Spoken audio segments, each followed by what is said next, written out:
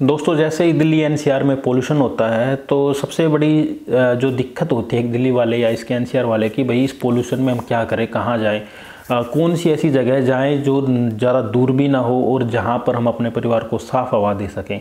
तो दोस्तों, मैं पिछले कई साल से ऐसे ही अलग अलग जगह पे जा रहा हूँ। तो इस बार जो मैं गया था तो वहाँ पे कोडियाला नाम की जगह है जो कि ऋषिकेश से लगभग 40 किलोमीटर आगे है। और वो जो आप कहें कि कई जो फैक्टर्स हैं आपके दिमाग में उस हिसाब से फिट बैठती है मेरे ख्याल से, क्योंकि जो आपको पता है कि जो हरिद्वार है और ऋषिकेश है वहाँ पे एक तो बहुत ज़्यादा भीड़ होती है, और दूसरा मैंने देखा कि जो ये पोल्यूशन है ये वहाँ तक भी फैला हुआ है। तो अब उस रोड पर अगर आप आगे बढ़ेंगे तो ऋषिकेश के बाद आपको शिवपुरी पड़ेगा, जहाँ पे लोग टेंट में जाते हैं, एडवेंचर एक्टिविटी के लिए जाते हैं। तो लेकिन शिवपुरी में क्या है कि इस समय वहाँ पे कोई रेलवे कंस्ट्रक्शन चल रहा है, जिसकी वजह से वहाँ पे बहुत ज़्यादा धूल मिट्टी उड़ती हुई नज़र आ रही है। आप जाओगे तो आपको लगेगा कि आप गाड़ियों के शीशे भी तक नीचे नहीं उतार पा रहे, ऐसी जो वहाँ पे हालत फ़िलहाल वहाँ पे ऐसी हालत बनी हुई है। तो आपको अगर आप जब शिवपुरी से आगे 15-20 किलोमीटर जाएंगे तब कोडियाला नाम की जगह मिलेगी। ये जो कोडियाला है ये उसी हाईवे पे है जो आगे चार धाम यात्रा के लिए जाती है, या बद्रीनाथ रोड कहिए, और ये जो शिवपुरी से जो रोड जाता है उसी रोड पे है।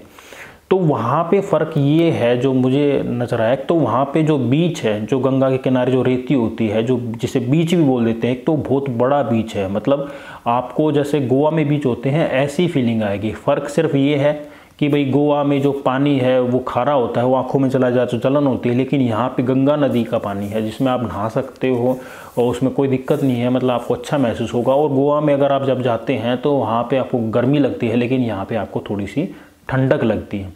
तो यहाँ पे आप गंगा नदी के किनारे बिल्कुल बहुत शांत वातावरण में, और पीछे जंगल होगा, आगे नदी होगी, तो बहुत अच्छा महसूस कर सकते हैं। वहाँ पे आप अपनी मैट ले जा सकते हैं, वहाँ पे बैठ के कोई किताब पढ़ सकते हैं। यहाँ पे जैसे पिकनिक होता है उस तरह से आप पूरा दिन वहाँ पे स्पेंड कर सकते हैं।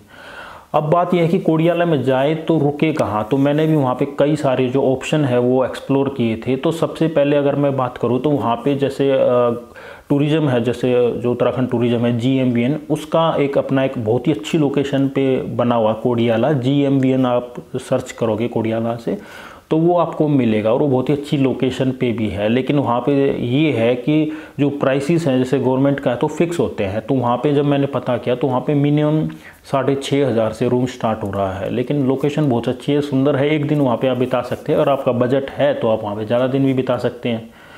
और उसके अलावा जैसे आप शिवपुरी में कैंप में रुकते हैं, इस तरह से अगर आप और नेचर के पास रहना चाहते हैं तो वहाँ पे कुछ कैंप हैं जहाँ पे मैंने खुद जाके देखा। तो वहाँ पे जो एक शेरपा नाम से कैंप है वो बहुत ही अच्छा है। वो बिल्कुल जंगल में है, मतलब आपको चारों तरफ बिल्कुल हरियाली है और पास में गंगा नदी है, तो वो पूरा नेचर वाली जो फीलिंग आपको आ जाएगी।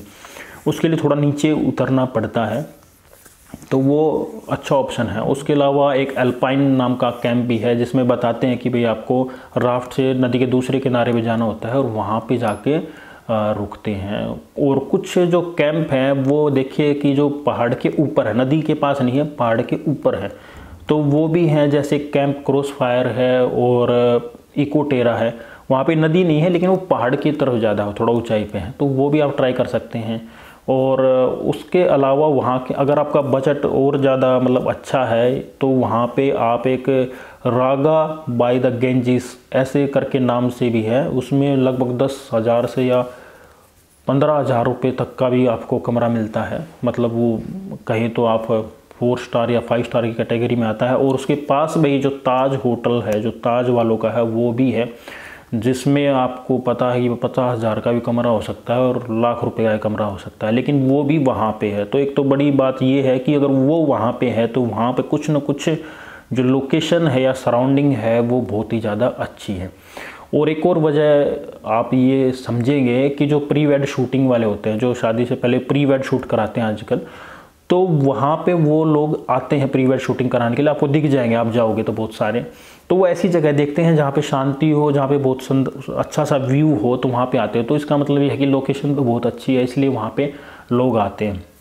बाकी जैसे जो पोल्यूशन है दिल्ली में या NCR में, यहाँ पे लंबे समय तक रहता है, तो अगर आप 10 दिन 15 दिन बिताना चाहते हैं, जो कि मैं सजेस्ट करूँगा कि भाई आप पोल्यूशन जैसे जा रहे हो तो इतने दिन बिताएं, तो वहाँ पे अगर आप कम खर्चे में ज़्यादा टाइम बिताना चाहते हैं तो आपको वहाँ पे कोडियाला गांव में होम स्टे ले लेना चाहिए। होम स्टे में ऐसा होता है कि आप किसी परिवार के साथ रहते हैं किसी मेहमान की तरह, और वहाँ पे लगभग 1000 रुपये में एक दिन में मेरे ख्याल से रहना और खाना पीना भी हो सकता है।